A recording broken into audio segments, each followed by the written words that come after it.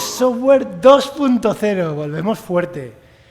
El último episodio de Software 2.0, o de los últimos, me parece que el nombre fue es GPT-4, el coche autónomo de la IA, y en ese momento quería decir el coche autónomo porque es algo que parecía que iba a llegar, parecía que estaba a punto y no llegaba. Y dentro de la inteligencia artificial, el razonamiento es algo que es bastante esquivo, no se ha logrado y hemos tenido que volver a hacer Software 2.0 porque ¿en qué oportunidades tenemos de entrevistar a una persona que se ha quedado con medalla de oro en un desafío de razonamiento totalmente nuevo que rompe la frontera de los modelos o de la inteligencia artificial? No voy a decir ni modelos. Bienvenido Guillermo Barbadillo, que bueno, no es un novato en la inteligencia artificial, ha competido en Kaggle con medallas de oro. Guillermo, ¿cómo estás? Pues muy contento de estar contigo, Andrés, un poco abrumado con este setup que nos has preparado para grabar y bueno, pues contento de charlar contigo un ratito. Muy bien. Bueno, como sabéis, Software 2.0 era siempre en audio y esta nueva temporada empezamos con vídeo. Estamos ahora en la Upscale Conference en Málaga, una conferencia de inteligencia artificial generativa en imagen, en vídeo, que está, bueno, digamos, impulsada por Freepik, que es una empresa que sabéis que estoy vinculado, y desde luego hay un despliegue increíble y tenemos la suerte de tener aquí un sistema muy profesional para el podcast. Volviendo al tema, Guillermo, Sí. Cuéntanos esto del ARC, ¿qué es? Sí, pues quizás yo me iría un poquito más atrás, Andrés, para entender por qué se ha creado este concurso, ¿vale? Yo creo que se puede que la IA hay como dos visiones contrapuestas, podríamos decir enfrentadas a muerte por darle un poco de drama al podcast. La primera sería que la IA es hacer que una máquina haga cosas que puede hacer una persona, ¿vale? Entonces, pues podríamos decir que el campeón de esa visión podría ser Sam Altman, que al final lo que están haciendo es pues entrenar modelos cada vez más grandes con la esperanza de que vaya haciendo pues cada vez más tareas que somos capaces de hacer las personas, ¿no? ¿Intelectuales o en general? Bueno, claro, al estar ahora limitado a texto, pues principalmente son intelectuales, aunque bueno, ya sabes que también se están utilizando los modelos de lenguaje junto con la robótica, pero sí, principalmente intelectuales. Vale, porque has dicho tareas. Sí. Vale. Entonces, ese sería un punto de vista, ¿vale? Pero luego hay otro punto de vista que, desde mi punto de vista, es más acertado, que es que la inteligencia artificial es hacer que las máquinas puedan hacer tareas nuevas, tareas que el desarrollador no ha podido anticipar y, bueno, pues la noción de que sea algo nuevo es muy importante, ¿vale? Y ahí, pues, el campeón, yo le pondría como campeón a Cholet, que pues es autor de la librería de Keras. Entonces, Cholet lo que dice es que la inteligencia es la eficiencia a la hora de adquirir nuevas habilidades, ¿vale? Entonces, es un punto de vista completamente distinto al otro, porque el otro es, pues, si un ordenador puede hacer una tarea que hacemos las personas, es inteligente, pero Cholet dice que tiene que ser capaz de hacer cosas nuevas. Por ejemplo, si una máquina solo es capaz de jugar al ajedrez, pero no sabe hacer otra cosa, para Cholet eso no es un sistema inteligente. La inteligencia en ese sistema pues, ha estado en los desarrolladores que han hecho ese programa. Vale, a mí me recuerda esto que estás diciendo, sí. A veces se habla de la inteligencia colectiva de las hormigas, que tienen como patrones inteligentes. Eso no sería la visión de Cholet. O sea, la visión de Cholet, porque las hormigas están preprogramadas, se supone. Lo que estás diciendo es que, vamos a decir, el ser humano, ¿no? Tú le pones un problema totalmente nuevo y sabe navegar una situación nueva. Sí, un poco una confusión muy común es la de confundir habilidad con inteligencia. Volviendo al caso del ajedrez, si una persona es muy buena jugando al ajedrez, pues tendemos a pensar que es inteligente, ¿vale? Y es una suposición bastante acertada porque esa persona ha tenido que aprender a jugar al ajedrez. Entonces, desde ese punto de vista de Cholet, si ha sido capaz de aprender al ajedrez y ha sido capaz de aprender a jugar muy bien, pues es una persona inteligente. Sin embargo, una máquina puede ser capaz de jugar muy bien al ajedrez, pero no ser inteligente porque no es capaz de adaptarse y aprender a hacer tareas distintas para las que ha sido entrenada. Cholet lo que viene a decir es que si tú fijas un problema concreto, pues jugar al ajedrez, jugar a Go, el problema que sea, tú puedes comprar, entre comillas, un nivel arbitrario de habilidad. Tú puedes meterle más cómputo, le puedes meter más datos y de esa manera conseguir el nivel de habilidad que tú quieras. Escalar, ¿no? Eso es, escalar. Escalar, ¿no? Escalar. Pero por mucho que tú escales ese sistema, no va a ser más inteligente porque lo único que va a saber hacer es jugar al ajedrez, no va a saber hacer otras cosas. Ese es un poco el punto de vista de Cholet. Vale, de acuerdo. Vale, para los que tengáis más curiosidad, Cholet es François Cholet, que es originalmente un investigador, digamos el autor principal original de Keras, la librería. Lo contrató Google. Google en ese momento, previo a contratarlo, Keras era un sistema multi-backend. No sé si los que hayáis vivido la prehistoria de la IA, Keras funcionaba con Theranos. Con Theranos, sí. Con Theranos. Con TensorFlow y con alguna otra también. Y la NTSK, la de Microsoft.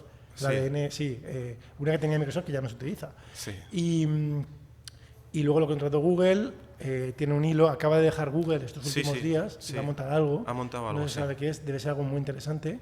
Y entonces, según dices, pues Cholet es uno de los promotores, uno de los campeones de esta visión, ¿no? De inteligencia artificial debe ser capaz de aprender a aprender situaciones, navegar situaciones muy nuevas y resolver situaciones muy nuevas. ¿Y qué hace entonces para meterse en ese camino? Entonces lo primero que hace es escribir un paper en el 2019 en el cual un poco desarrolla toda esta visión de qué es, recoge definiciones de inteligencia que se han ido dando a lo largo de la historia y él intenta condensarlas y dar una nueva, que es la que te he comentado de la eficiencia a la hora de adquirir nuevas habilidades, ¿vale? Entonces él lo que comenta es que para evaluar la inteligencia de un sistema tenemos que tener en cuenta tres aspectos. Uno, qué conocimientos previos tenía el sistema antes de empezar a aprender. Dos, cuánta experiencia ha necesitado para poder aprender. Y luego, la capacidad de generalización, cómo de diferente es el examen que le vamos a hacer respecto a los datos con los que se ha entrenado, ¿vale? Entonces, un poco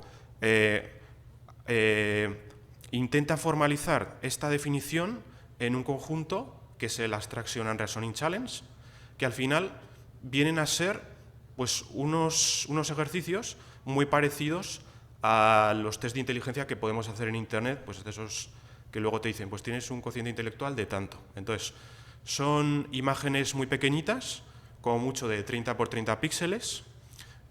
Cada píxel puede tener únicamente 10 colores y al final lo que nos dan unas imágenes de entrada, pues pueden ser pues entre 2 y 5 y unas imágenes de salida, ¿vale? Y nosotros tenemos que entender cuál es la transformación que ha habido entre las imágenes de entrada y las imágenes de salida y luego nos dan una imagen de test y tenemos que ser capaces de transformarla.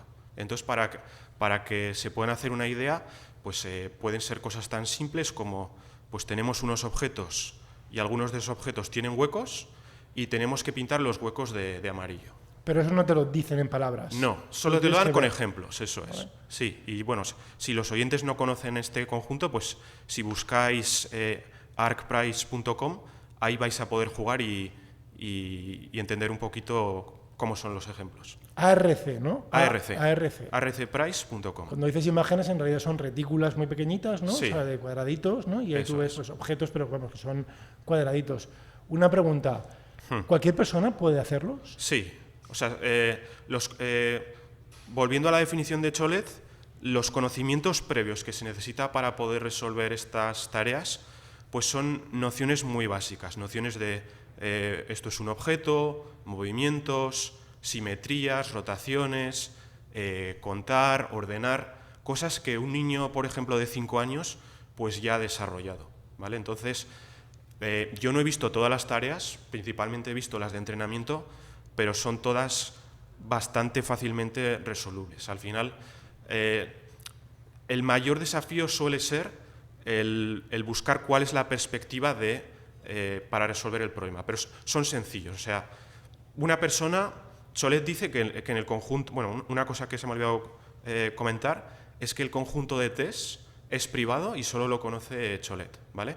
Él creó 400 tareas de entrenamiento que son públicas, otras 400 tareas de evaluación que también son públicas y, bueno, si quieres las puedes usar para entrenar, y luego hay 100 que son secretas, que solo las conoce él, y esa es una de las cosas importantes de la evaluación, que son tareas nuevas que no sabemos nadie aparte de él cuáles son. Entonces, lo que toda la vida era un examen, ¿no? Eso es. Se supone que el examen no sabías lo que te iban a preguntar. Claro, y es bastante distinto a los benchmarks que se están utilizando a día de hoy para medir los LLMs, que son públicos.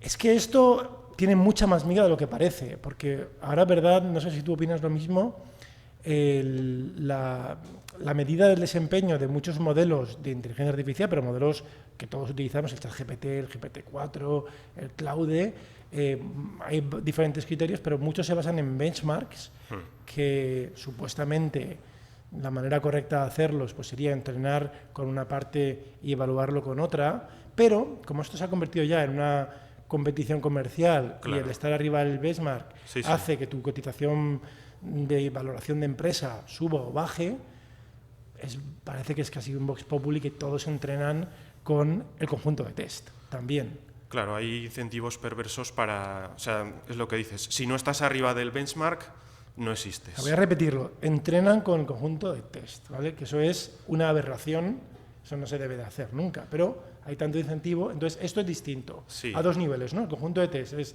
secreto, punto número 1, y punto número 2, el tipo de... Claro, siempre estamos acostumbrados a medir trillones de tokens para entrenar. ¿Aquí qué has dicho? ¿400? 400 tareas de entrenamiento y otras 400 de evaluación. No 400.000 ni 400 millones, no. 400 solo. Sí. ¿Vale? Que una persona sí que lo podría hacer. Sí, sí, perfectamente. Perfectamente. Y entonces, hace este desafío, ¿no? El desafío ARC. ¿Y en qué punto estamos? ¿Cuándo lo lanza? Sí, pues eso. Él lo hace en el 2019, ¿vale? Y hizo ya una primera edición del concurso de ARC, creo que en el 2020. La hizo también en Kaggle y bueno, pues el premio era más o menos modesto porque al final lo puso él de su bolsillo. Que bueno, o sea, hay que decir que desde mi punto de vista, Cholet, con la creación de este conjunto, yo creo que ha hecho algo muy generoso porque al final ha creado un concurso, un dataset que yo creo que es un buen camino hacia la inteligencia artificial general.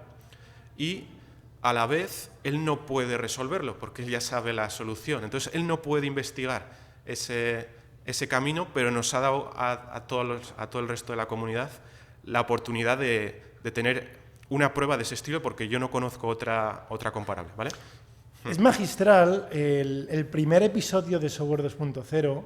No sé si lo recordarás, Guillermo. Sí, con Oriol, ¿no? Me parece que fue. Entrevisté a Oriol Viñals, exacto. En aquel momento hicieron el Alpha Star, ¿no? Que jugaba el StarCraft. Sí. Y entonces fue como el primer guiño que nos hacía ver que los modelos, incluso en entornos complicados, la gente podían ganarnos, digamos, a problemas, a juegos, donde que este era un tipo de juego que parecía más hecho para personas que para máquinas. El ajedrez se hizo para personas, pero las máquinas son muy buenas, ¿no? Y yo le hice una pregunta, no sé si tú recordarás la última pregunta que le hice a Oriol, o de las últimas, y le dije, Oriol, ¿se te ocurre algún juego, le dije juego o sistema, que sea muy fácil para las personas y muy difícil para los ordenadores? Y me dijo que no. Y aquí esto es un contraejemplo. Sí. Eso es 100% el contraejemplo. Eso es. Un niño lo hace y de los mejores modelos de inteligencia artificial, el O1 Preview, ¿dónde está? ¿Qué saca? Sí, O1 estaría en el 21%.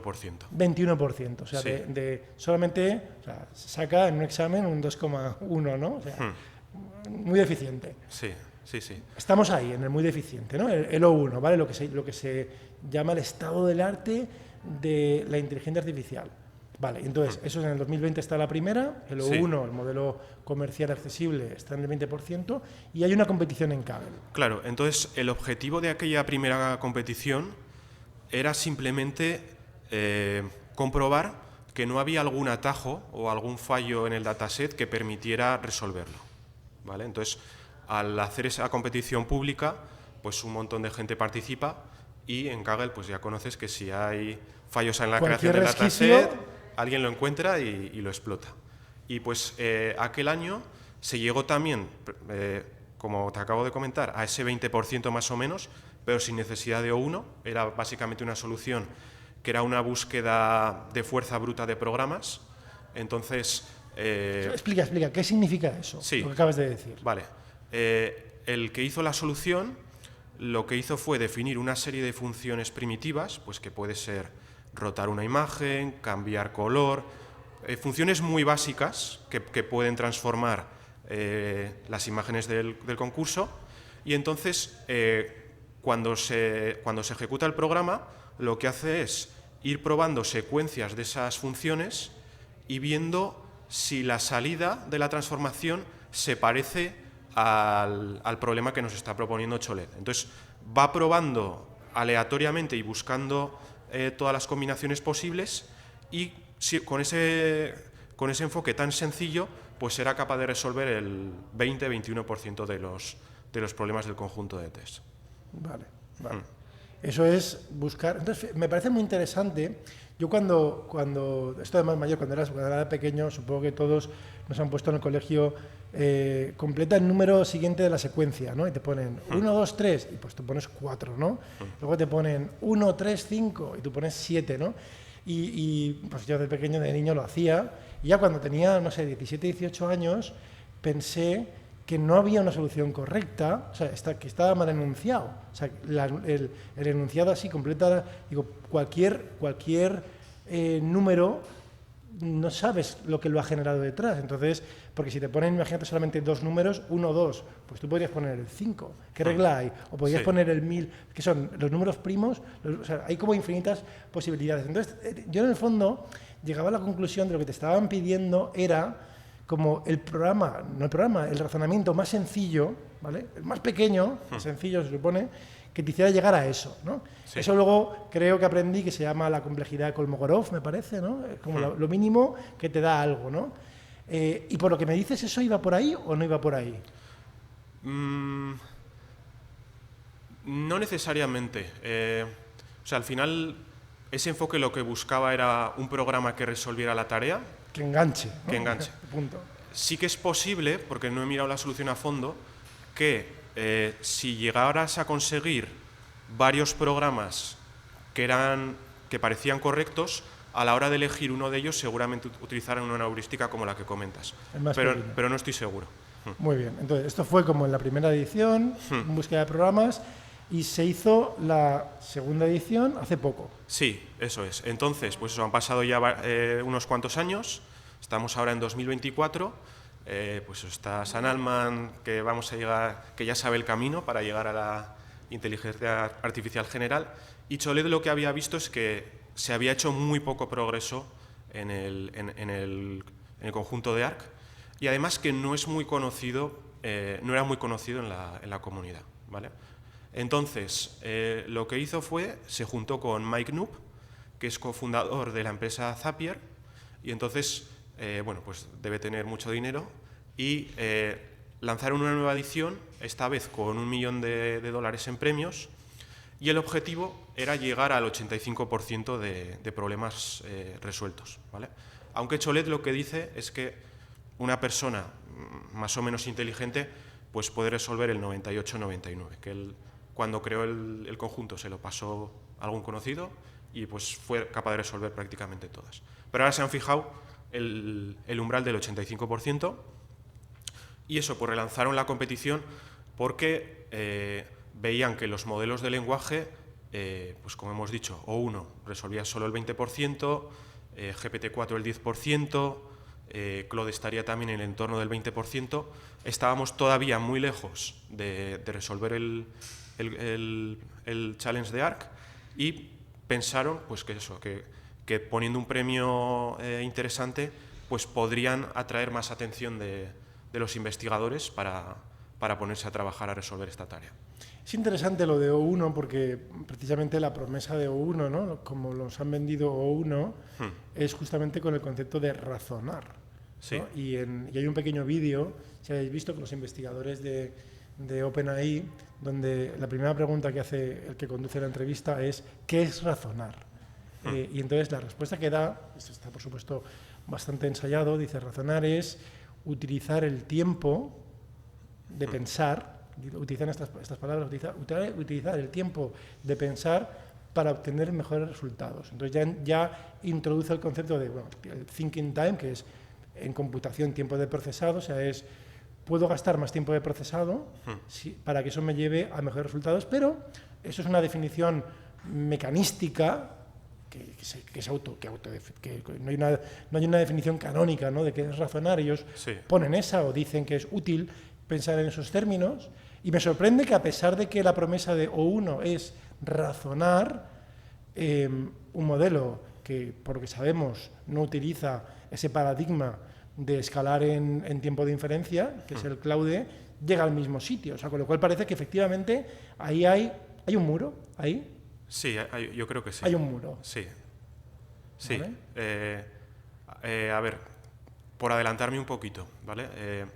Si tú entrenas un modelo de lenguaje para hacer las tareas de ARC, puedes resolver un modelo open source, ¿vale? Mucho más pequeño que GPT-4, que Claude, pues, un modelo de 8 billones, o bueno, yo el que entrené era todavía más pequeño, de 0,5 billones.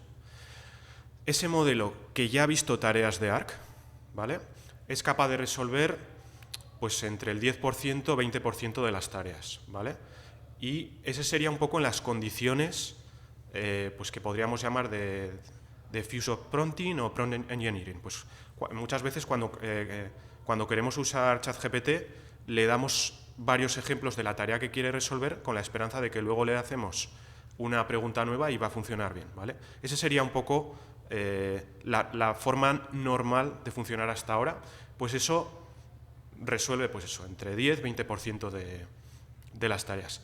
Sin embargo, si le aplicas, para mí lo que ha sido el descubrimiento más importante de esta edición, el test time training, las 3 T's, que es usar el conjunto de T's para entrenar, pasas del 11% al 33% o del 20% pues al 50%. O sea, hay un salto enorme. ¿De validación o de test? De test, estoy hablando aquí de test. Pero no tenemos el test. Pero cuando te van a evaluar, sí tienes acceso al test. Entonces tú tienes 12 horas para hacer las predicciones y puedes usar los datos de test para entrenar. Pero no sabes la respuesta. No sabes la respuesta. Vale. Entonces, ¿cómo usamos los datos de test para entrenar? Pues como había comentado, los ejemplos que nos suelen dar para cada tarea pues son entre 2 y 5. ¿Vale? Y luego nos dan uno extra, que es el que tenemos que predecir. O sea, esto es un atajo en condiciones, ¿no? Porque aparentemente, o sea, esto a mí me parece un atajo, ¿no? En el sentido de una persona no lo hace así, ¿no? ¿O sí? Bueno, a medida que vas haciendo el examen, sí que vas aprendiendo a medida que el examen sube de dificultad. Tú ya te vas quedando, claro. Tú piensas que en cada tarea de ARC te dan varios ejemplos de entrada y salida, imagen de entrada y imagen de salida. Tú puedes aprender de esos ejemplos que te dan. Entonces el truco está en que si te dan 5 imágenes de ejemplo, vas a usar 4 como si fueran tu conjunto de entrenamiento y dejas una fuera para entrenar. Entonces reduces el número de ejemplos de entrenamiento, pero puedes usarlo para entrenar, ¿vale? Entonces lo que haces es, tú tienes tu modelo inicial que has entrenado en esas tareas públicas de ARC y luego cuando vas al test, entrenas, ajustas el modelo para cada una de las tareas, lo vuelves a entrenar y haces que esas tareas que eran nuevas, que el modelo se adapte a esas tareas nuevas, que sea flexible.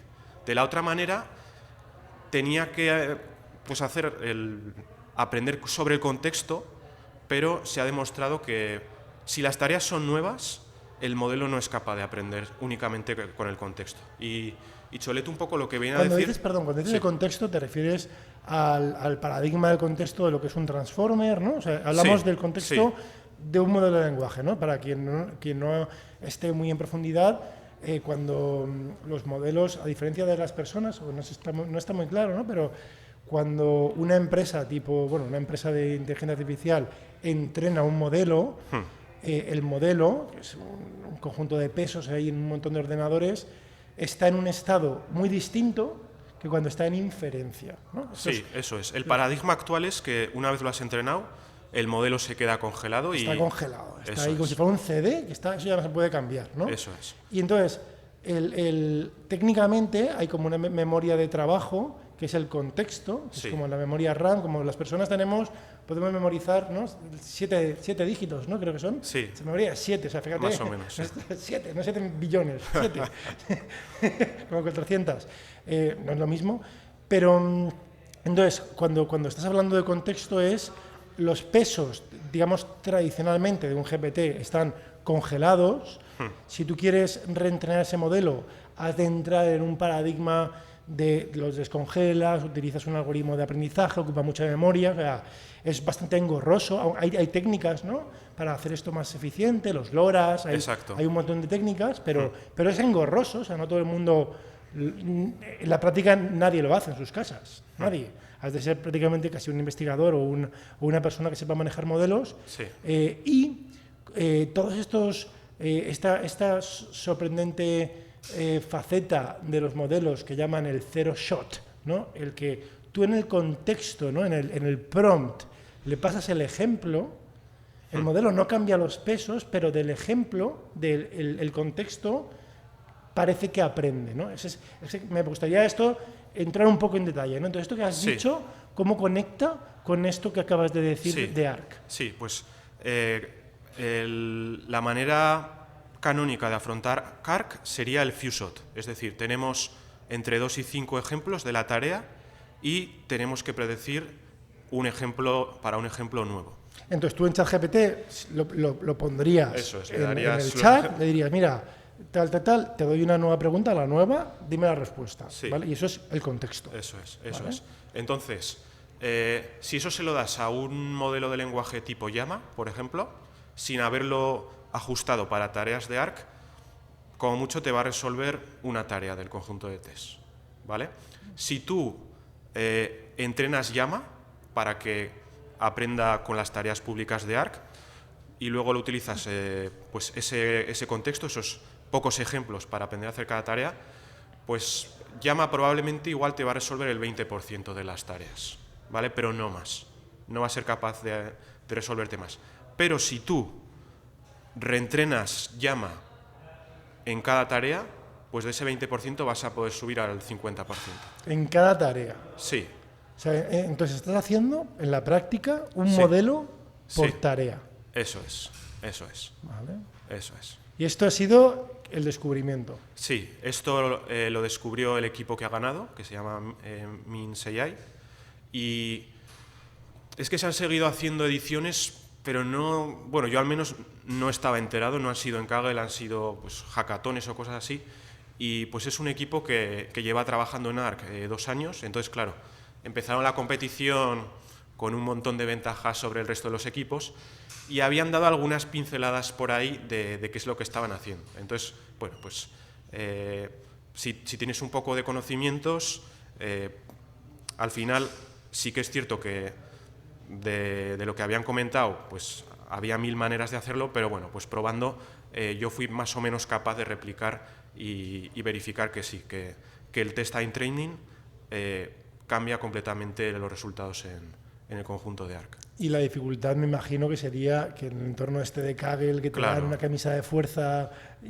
¿no? Sí. Porque no es un ordenador potente, es un ordenador muy pequeñito, ¿no? Muy modesto. Son GPUs modestas y tienes un tiempo limitado, entonces pues eso, hay que aprovechar muy bien el tiempo que te dan, optimizar muy bien, pues porque claro, había que hacer 100 entrenamientos y luego inferencia con los 100 modelos distintos. Entonces, eso era uno de los retos, sí. O sea, que la idea, digamos, entre comillas, la idea científica, lo nuevo, ¿no? La nueva idea es hacer un modelo distinto para cada test y luego lo bonito de Kaggle realmente es que se juntan las dos, ¿no? Tienes que tener una idea brillante de este estilo y luego tienes que ser capaz de meterte en el barro de la ingeniería para que esto funcione en 12 horas, no se cuelgue y dé el resultado, porque si no funciona en 12 horas, y estas máquinas son además un poco volátiles, ¿no? Sí, sí. Entonces, un poco así como mensajes importantes que quería transmitir hoy era uno, pues eso, que la inteligencia es la capacidad de adquirir habilidades nuevas y que el prompt engineering no es suficiente. Cholet lo que viene a decir es que un modelo de lenguaje va a ser capaz de hacer una tarea en función de la familiaridad que tiene con esa tarea en base a su conjunto de entrenamiento, no con la complejidad.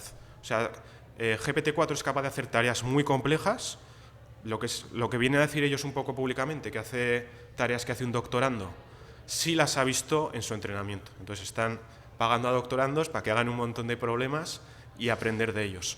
Pero si tú le propones una tarea que no está en Internet, que no la ha visto en su base de datos de entrenamiento, pues ahí lo más probable es que vaya a fallar. Entonces, hace falta ese test time training para salvar ese hueco que hay entre tu entrenamiento y lo que quieres que haga después. Guillermo, entonces, he dicho antes, ¿no?, que hoy en día los modelos, prácticamente todos, los utilizamos congelados y a diferencia de las personas,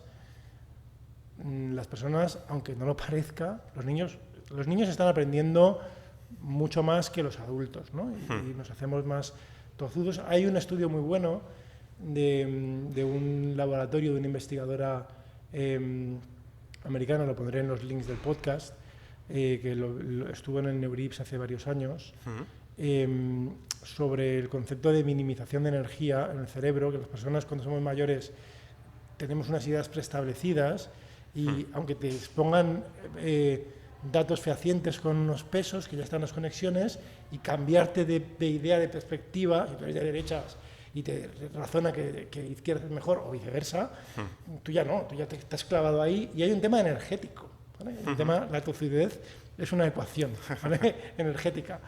Y entonces explica este fenómeno, ¿no? Y los niños están como cambiando sus pesos, ¿no?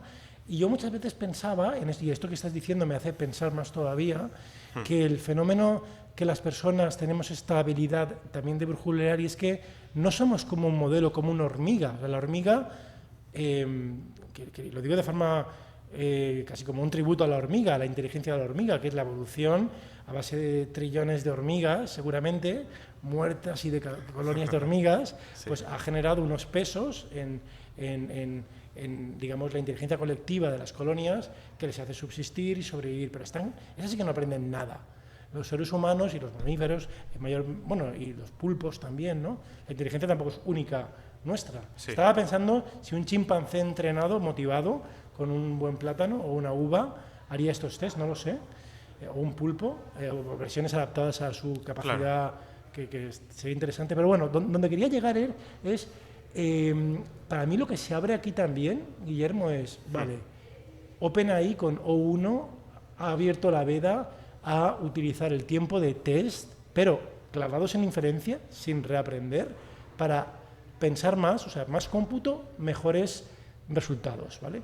Pero este concepto que se acaba de abrir con el ARC, que es, sea como sea, ¿vale? Porque en Kaggle es un entorno muy particular, pero es, oye, abro la patita de aprender un poquito, o sea, descongelo algunos pesos para hacer mejor esta tarea.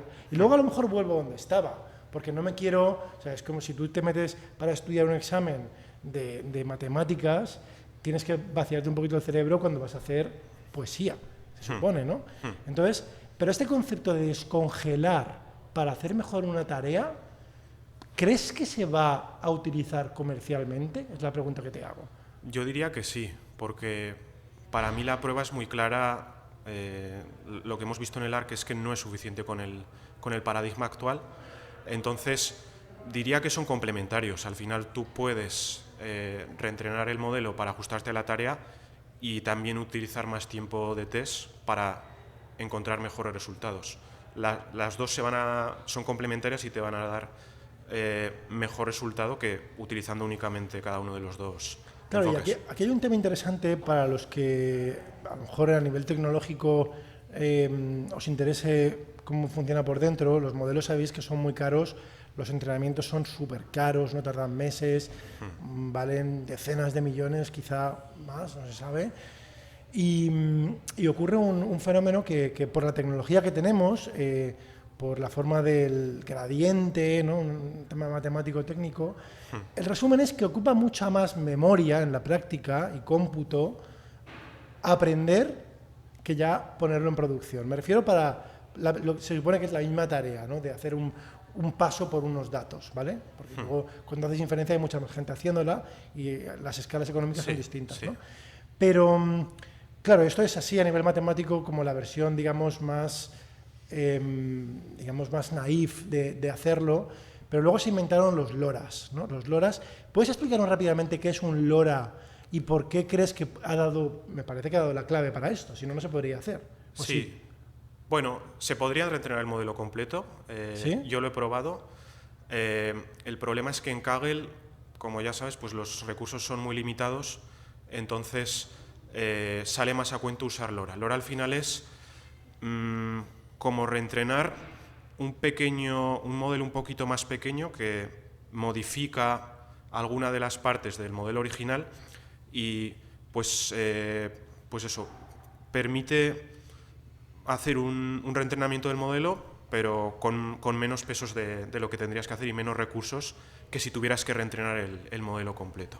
Entonces, yo lo he utilizado, yo he usado LoRa, el equipo que está por encima mía también ha usado LoRa. Los que han ganado no lo sé, no lo tengo claro porque todavía no han publicado su enfoque. Pero sí, al final, si tus recursos son limitados, LoRa está claro que es un avance muy importante, porque además, otra ventaja de LoRa, bueno, como entrenas una fracción de ese modelo original, cuando lo guardas a disco ocupa mucho menos y tú puedes tener muchos LoRa's, uno para cada tarea distinta, y los vas cargando y descargando según pues, la tarea que tienes que hacer. O sea, esto en la práctica, vamos a intentar ponernos en un entorno, ¿no? Si tú tienes una empresa y tienes un modelo que está funcionando en tu empresa, un Claude o uno modificado para tu empresa, sí. y aquí lo importante, y las tareas que vas haciendo, tienes feedback de lo que van dando, con lo cual sabes como las respuestas y puedes usarlo como mini entrenamientos, podrías tener como el LoRa de recursos humanos en situaciones A, el LoRa de ingeniería situaciones B, el LoRa de despliegue industrial y eficiencia energética C, y a lo mejor hay un modelo por encima que, dado un problema, mira y puede elegir, pues mira, voy a adaptarme, voy a ponerme en modo recursos humanos, cosa que ahora mismo los modelos son totalmente transversales y a lo mejor quizá no sean tan buenos por eso. Sí, hombre, sí que es cierto que OpenAI, por ejemplo, te da la opción de hacer tus propios fine-tunings, pero eso... Sí, pero son muy asíncronos, ¿no? O sea, aquí lo interesante sería algo como las personas que a veces aprendemos por practicar, que es también curioso, ¿no? Sí. Por practicar. Sí, o sea, yo creo que ahí se abre una vía de, pues eso, un aprendizaje continuo que creo que es muy interesante explorar en el futuro. Muy bien. Oye, ¿cuáles son los siguientes pasos? A dos niveles. Uno, ahora se ha llegado a que ha sido el 50 y pico %. Sí, 55%. A ver, la cosa es que los dos equipos, el primero y el segundo, hicieron unos envíos que entraron fuera de tiempo. Entonces, los dos equipos subían un poquito en la clasificación y yo creo que el primero de todos llegó al 58%, me parece. Entonces, ese sería un poco el estado del arte en el que nos hemos quedado. Muy bien. Tengo una pregunta, porque claro, se ha diseñado en el 2017-18 un conjunto de preguntas en una retícula muy específico y a lo mejor dentro de X años se llegará al 85, ¿no? Has dicho. Primera pregunta, ¿cuándo crees que eso va a ocurrir? ¿O si va a ocurrir? Sí, yo creo que, hombre, soy optimista y diría que sí, Pues no lo sé. A ver, ¿podría ser el año que viene? Vale, pero bueno, que en menos de 10 años lo es. Yo sí, sí. Vale, sí. no, el año quizás sea lo de menos. Entonces, la segunda pregunta es, vale, una vez lleguemos, ¿significa que los modelos ya han aprendido a razonar de forma arbitraria? ¿Vale? O sea, a cualquier otro problema. Depende de cómo lleguemos a la solución. Y ahí un poco entra, todo el rato volvemos a lo de Chole, depende de cuánta experiencia hayas utilizado para entrenar, qué enfoque hayas utilizado, porque un posible enfoque para resolver ARC sería, venga, pues te coges un ejército de 1000 personas y les pones a que se inventen nuevas tareas de ARC. Entonces tú cubres el espacio de todas las tareas de ARC, entrenas un modelo con eso y eso podría resolver ARC, pero sin embargo no nos enseña nada nuevo de cara a ese camino de la inteligencia artificial general. ¿Sabes que eso es lo que están haciendo las grandes empresas de inteligencia artificial? No sé si sabéis, hay una empresa que ha sido de las empresas en bolsa que más ha disparado, que curiosamente no hacen modelos, que se llama Scale AI, que originalmente son los que tenían estos digamos, equipos de gente distribuidos en muchos países, entre ellos muchos de África, donde las primeras versiones de ChatGPT, el GPT 3.5, eran etiquetados muy sencillos, ¿vale? En aquel momento estábamos todavía casi en la prehistoria y ahí hubo sus críticas, ¿no? Porque utilizaron gente en países bueno, estaban cobrando un sueldo bueno en su país, pero a ojos, digamos, de estadounidenses o americanos, pues era menos.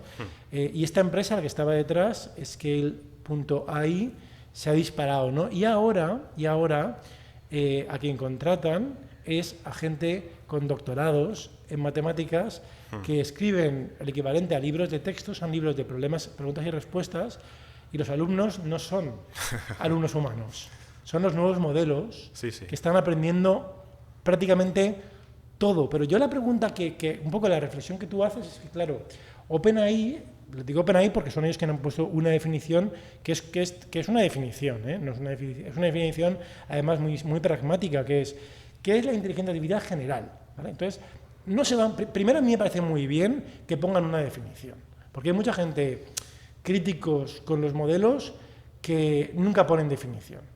No, es que en verdad eso no es inteligencia. Y ya cuando se consigue un hito nuevo, no, pero tampoco.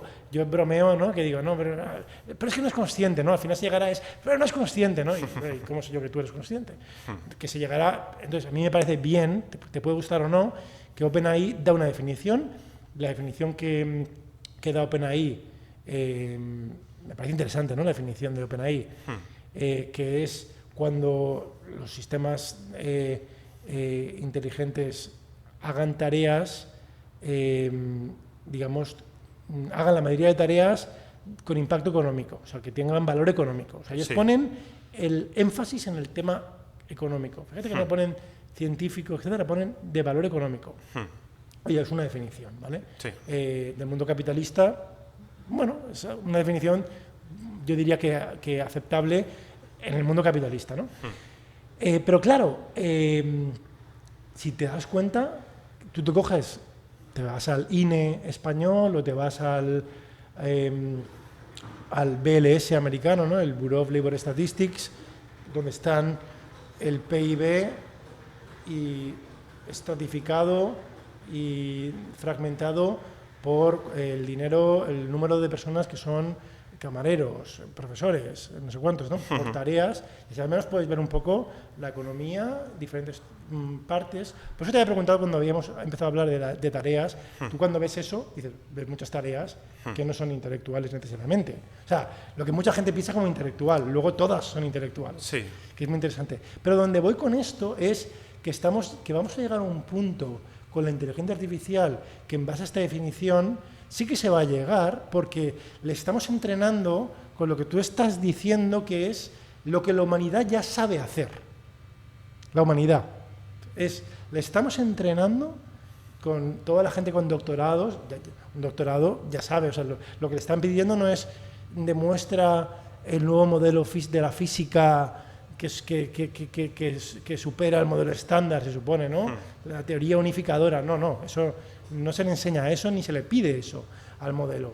Y en vista a lo que estamos viendo, tampoco parece una cosa que dice San Alman, que a mí me hace un poco de gracia, porque rompe... A ver, yo he aprendido un poco a tampoco a reírme demasiado, porque a veces los hechos nos han puesto a los que nos reíamos en otro sitio, ¿no? Que es, San Alman a veces ha dicho, cuando llegue el momento que le digamos, IA, descubre toda la física. Esta frase la ha dicho San Alman, ¿no? Y yo intelectualmente pienso, ostras, esto, con el paradigma que se está haciendo de enseñarle a hacer lo que ya sabemos, no se puede hacer. Ponte en la teoría de la relatividad espacial de Einstein, que tú tienes lo que ya se sabía, era todo lo contrario, y conceptualmente es un ARC. Tienes unos pocos ejemplos muy raros y hay un programa, algo como muy sencillo que explica 4 o 5 fenómenos que no es explicable con lo otro. Fíjate que estoy yéndome de una retícula de 30 por 30 a una teoría de la física, pero conceptualmente se parecen mucho. Y la forma en la que estamos entrenando estos modelos no va a llegar ahí, ¿no? ¿O cómo lo ves? No, yo creo que no. Es que ni siquiera, pues, por ejemplo, el ejemplo que has dicho del camarero, todas las personas en nuestro día a día nos encontramos con un montón de situaciones nuevas. Pues, por ejemplo, se ha estropeado la máquina, viene un cliente que me pide una cosa que no me habían pedido nunca. Siempre estamos lidiando con la novedad. Entonces, ¿llegaremos a ese punto? Seguro que sí en algún momento, pero yo diría que con el enfoque actual no lo veo capaz, porque, bueno, pues volviendo todo el rato a hablar, que es que la IA a día de hoy funciona bien con lo que es familiar. Cuando es algo nuevo, no es capaz de funcionar bien. Exceptuando con tu truco. Eso es. Pero tu truco se va a hacer mainstream en 0, entonces, ¿dónde va a dejar eso a todo el mundo? Bueno, habrá que verlo, no lo sé. Y luego, volviendo también un poquito a lo que comentabas del valor económico, a mí una de las cosas que me llama la atención mucho es que, bueno, pues tenemos ChatGPT, creo que ya 2 años van, ¿no? Desde que salió, más o menos. A mí me parecen 20, pero... Y el PIB del mundo ni se ha inmutado. O sea, no se ha notado una mejora en la actividad económica. Entonces, no sé, habrá que ver. Yo, desde luego, no lo sé, pero eso me resulta llamativo. A ver, me parece muy llamativo. También me parece que quizás nos hemos vuelto todos colectivamente muy apresurados, ¿no?, a querer ver un resultado muy rápido. Tú piensas, desde que se descubre, digamos, se revoluciona la física de partículas hasta que, es mal ejemplo, pero la bomba atómica o los semiconductores, a los cuales debemos la sociedad actual, han de pasar, o sea, el paso de la ciencia a la ingeniería a la sociedad se mide en décadas. No se mide, o sea, vivimos en una sociedad tan rápida que nos parece que se ha de medir en semanas o años. ChatGPT sí que está accesible a todo el mundo y no se ha notado. Hay una promesa, voy a hacerte contrapunto contigo. Hay una promesa, yo creo que quizá los que llevaban este estandarte originalmente eran DeepMind en su día, y prueba de ello es el premio Nobel, parte del premio Nobel, aparte del equipo de DeepMind, por el AlphaFold 2 específicamente, y es cómo nos va a ayudar la inteligencia artificial a los grandes descubrimientos, quiero tu opinión, en ciencia, que son los que pueden mover esa aguja, quizás, ¿no? Que es, oye, ¿qué grandes problemas tiene la humanidad hoy en día? Bueno, los universales, desde los romanos, ¿no?, las enfermedades, las guerras, la tiranía y la pobreza, ¿vale? Son las 4, no sé si son eso está en el discurso de Kennedy, el famoso discurso de Kennedy, los 4, ¿no? Entonces, ¿cómo la inteligencia artificial puede... estamos mirando la pobreza, que es el PIB, ¿no? ¿Vale? Que me parece interesante, pero ¿cuál es tu opinión de esto? O sea, ¿cómo puede apoyar en ciencia? Vale. Bueno, yo te estoy argumentando sí. que esa aguja se puede mover si la inteligencia artificial ayuda, imagínate, a diseñar la fusión, la energía de fusión. Vale, entonces ahí sí que se moverá la balanza, la Claro. aguja. Claro, la cosa es que cuando hablamos de DeepMind y estos avances en ciencia, estamos hablando de otro paradigma que es el aprendizaje por refuerzo, en el cual hay... pues, Bueno, no, el AlphaFold 2 no es por refuerzo. bueno, es cierto, AlphaFold 2 no es por refuerzo, vale, estaba pensando más en otras, pues por ejemplo lo que hicieron de optimizar el cálculo de las matrices y otro tipo de problemas. Sí, Olvidémonos, sí. o sea, olvidémonos del cómo. Donde yo quiero llegar es el uso de la inteligencia artificial, sea cual sea la técnica, ¿vale? Sí. Sea cual sea la técnica. Tú has dicho que es cierto, oye, el PIB no se ha movido, ¿no? Bien, ¿vale? Y yo digo, oye, si la inteligencia artificial, sea como sea por refuerzo, que también eso va a dar que hablar todavía, si puede ayudarnos a la fusión, si puede ayudarnos a diseñar moléculas, proteínas, para borrar el plástico y los residuos y mejores reacciones de catálisis. Tú imagínate los problemas del mundo físico, que no es hacer un buen prompt, hacer una poesía, ¿no? Ahí sí que se movería, ¿no? Esa es la postura. Sí, hombre, sin duda. Yo soy muy optimista sobre el futuro.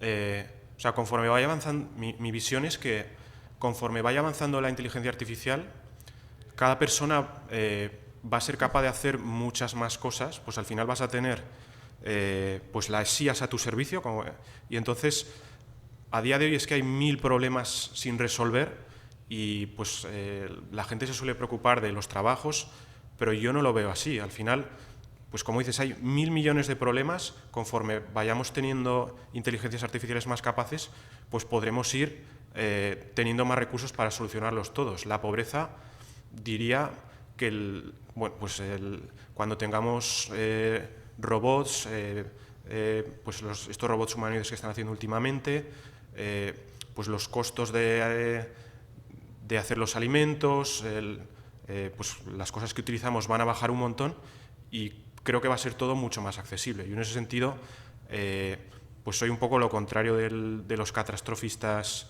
y de Terminator. Guillermo, ¿qué estudiaste? Yo hice ingeniería industrial en electrónica. Ingeniería industrial en electrónica. Si tuvieras ahora 17 años, que es cuando se supone que vas a elegir carrera, ¿qué cambiarías? ¿Qué elegirías? Yo haría informática. ¿Harías informática? Sí. ¿Vale? ¿Y por qué? Bueno, No hacer, toda la gente dice que la informática está en el punto de mira de los modelos, de los sistemas, que ahora ya sin saber programar tú puedes ya hacer grandes programas. Hay una charla hoy aquí en LabScale que es como hacer una startup en 10 minutos, creo. ¿Por qué? Bueno, a ver, claro, yo en la carrera de programación aprendí muy poquito, pues los fundamentos y poco más. Entonces lo he tenido que aprender todo por mi cuenta y pues siempre tienes ahí un poco pues, esa sensación de que tienes lagunas, pues cosas como las buenas prácticas a la hora de escribir código. Pues esas cosas las he tenido que aprender a base de golpes y pienso que si hubiera hecho informática, pues me hubiera ido... Tampoco me hubiera sido muy distinto, pero estamos hablando con la medalla de oro, tercer puesto en el desafío ARC, donde los primeros llevaban 2 años antes, ¿vale? Y entonces dices que vas a hacer informática. No lo tengo tan claro, ¿eh? Pues, si tuviera todo el tiempo del mundo, me metería a hacer informática ahora, sí. ¿Vale? Simplemente para aprender mejor, digamos, la destreza, ¿no? O los fundamentos. Es distinto, ¿eh? O sea, la destreza, lo que tú has dicho, la destreza o los fundamentos. Ahí es donde quería ir, a los fundamentos, ¿no? ¿Por qué usas la palabra fundamentos? Bueno, pues... Porque fíjate que una crítica que se hace a la Universidad Española, a los españoles nos encanta autocriticarnos, ¿no? Pero a la universidad es que es muy teórica, ¿no? Y a mí la palabra fundamentos me suena teórica. Y la has utilizado, ¿por qué? A ver, yo creo que es... bueno, el concurso de ARC es abstracción y razonamiento. Para poder hacer el razonamiento primero tienes que hacer la abstracción, tienes que tener esos conocimientos básicos fundamentales que te permiten entender el problema y luego utilizándolos puedes razonar. Si no, pues es básicamente intuición, un poquito experiencia, pero es fundamental tener una base sólida con la que poder trabajar. Muy bien. Te voy a hacer una última pregunta, que es un poco quizá filosófica, no es filosófica, es especulativa.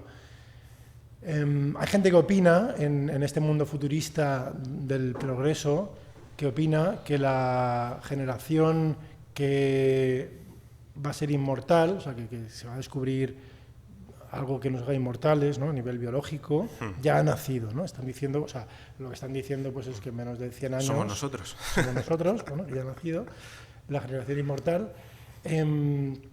lo cual es muy bonito, Hay una visión contrapuesta, no en biología, en el tema del pensamiento, donde el uso de estos modelos, esto te lo pueden decir muchos profesores de primaria, ¿no? Que los niños pues utilizan, ¿no? Hacen trampas con estos modelos, y hay una visión un poquito pesimista donde les está evitando pensar. Y yo también hablo con gente que digo, no, si yo me trabajo ya todo en ChatGPT ya no tengo que pensar, ¿no? Entonces, igual que se cree que la generación que ya va a ser inmortal ya ha nacido, ¿tú crees que la generación que no va a tener que pensar ya ha nacido?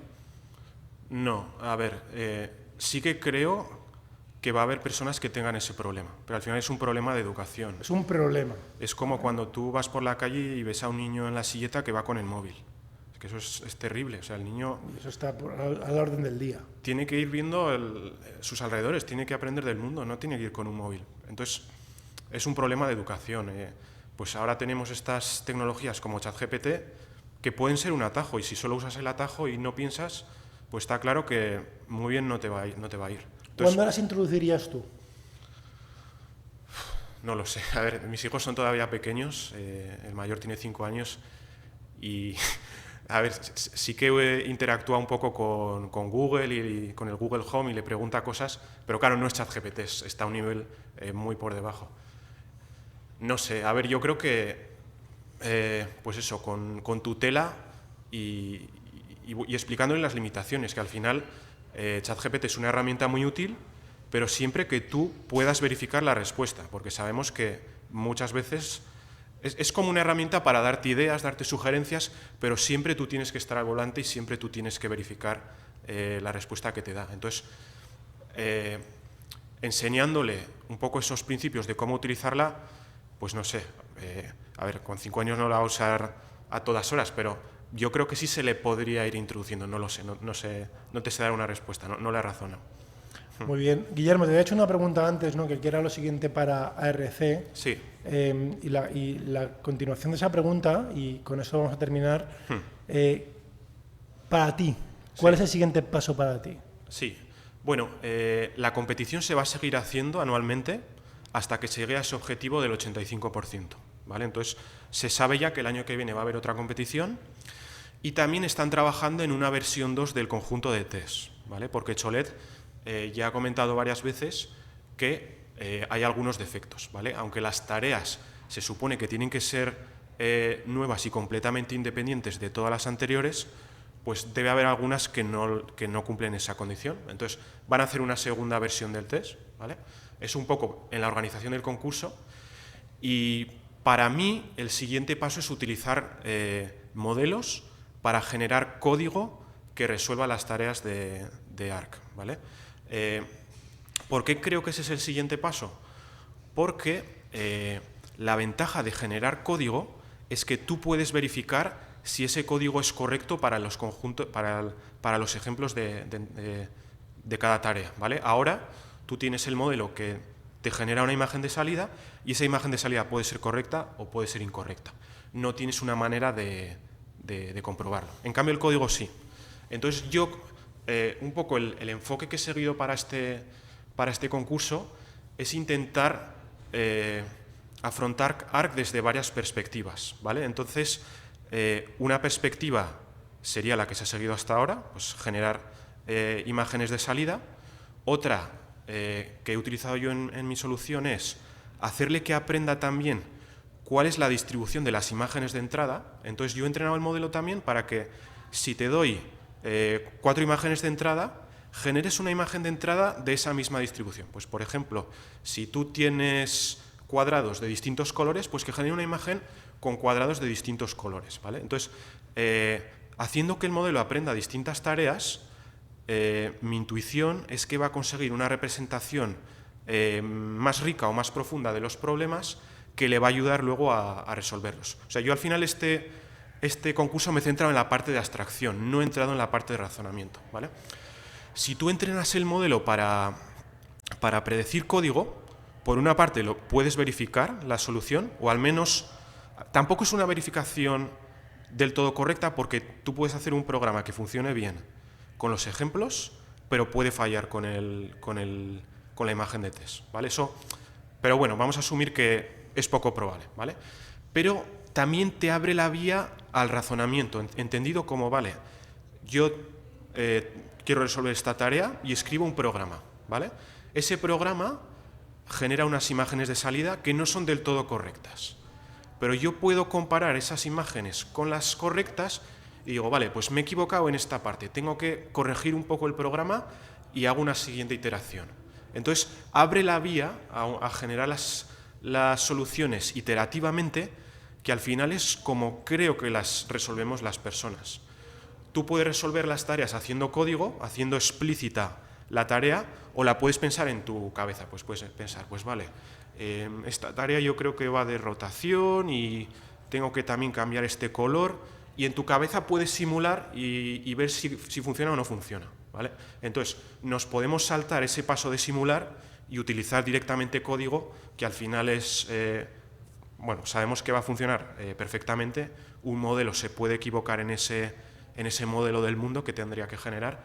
Entonces, mi visión para el futuro de Arc es que va a ser una combinación de, primero, intentar resolver las tareas con código. Eso sería lo primero que haría.